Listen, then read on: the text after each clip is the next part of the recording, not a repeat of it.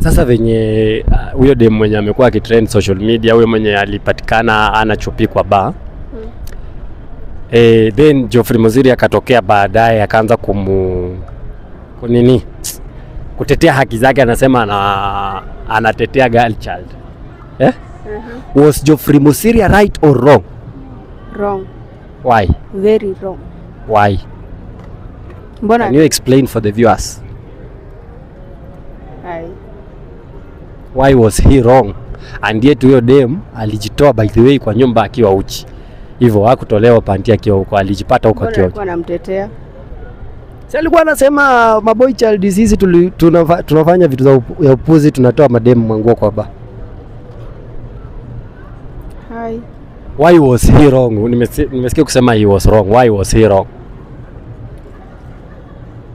Because yes, alikuwa amejitoa kwa nyumba hivyo.